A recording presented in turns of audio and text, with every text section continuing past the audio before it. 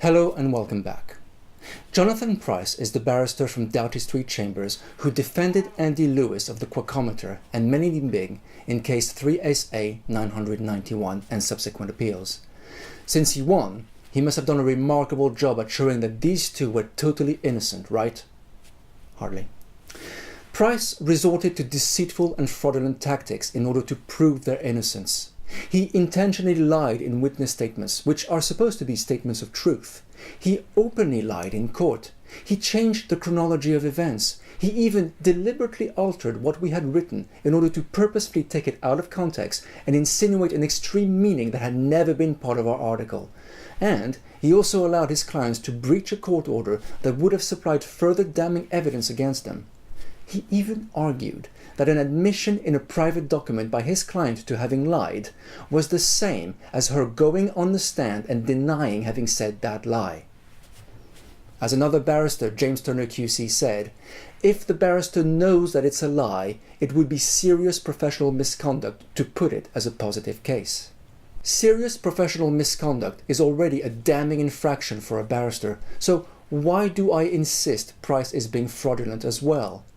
To be clear, and before a judge casually changes the meaning of an obvious word, as Seys-Llewellyn so clearly did in our case, I base this statement on the ordinary definition of the word fraud, namely, the wrongful or criminal deception intended to result in financial or personal gain. But don't barristers get paid regardless of whether they win or lose? Well, not always. Although highly unusual for a barrister to do so, Price took this case on a no-win, no-fee basis, otherwise known in the UK as a conditional fee agreement or CFA. This means if he lost, he'd get nothing, but if he won, he'd get double his fee.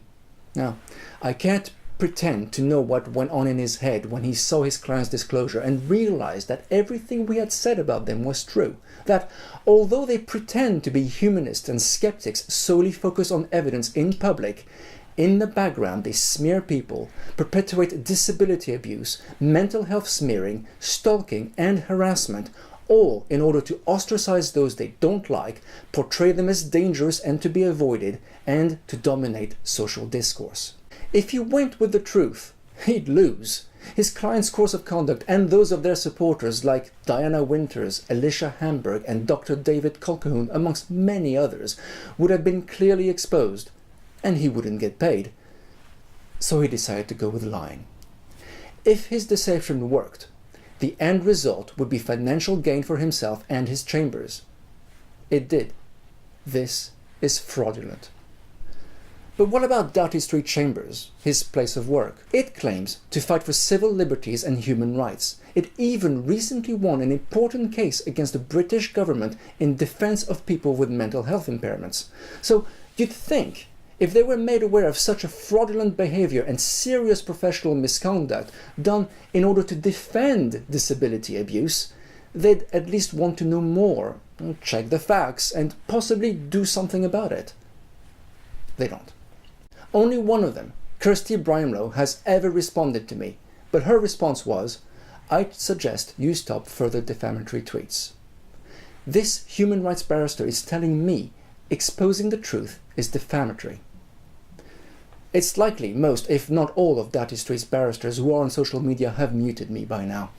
Some, like Miss Yoshida and Miss Gallagher, have blocked me on Twitter, although Miss Gallagher recently unblocked me because I guess muting someone is a better and more covert way of shutting someone out. I'd love to see the memos circulated about my family in that chambers. What would it take for supposed human rights barristers to shun a person? Not even Stephen Powles, the head of Doughty Street International, will respond to what is clearly, at the very least, an extremely serious breach of the barrister's code of conduct. Well, maybe it's not so serious. I mean, especially when you get half the proceeds of a house in payment for your deception. The other half went to Price's partner in crime, the solicitor ironically referred to as a free speech hero, Robert Dugans of Bryan Cave.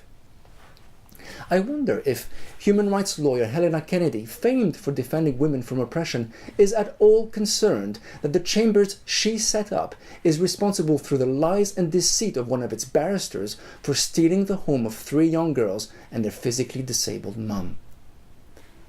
I'd like to remind all these so-called defenders of human rights and civil liberties who continue to ignore this of a quote by Dr. John Raymond Baker, which I'm sure they're already familiar with. To see a wrong and not to expose it is to become a silent partner to its continuance. And the one by Archbishop Desmond Tutu. If you are neutral in situations of injustice, you have chosen the side of the oppressor. Your silence in this matter makes you complicit in Price's deceitful and fraudulent actions. Is this really the look you're going after?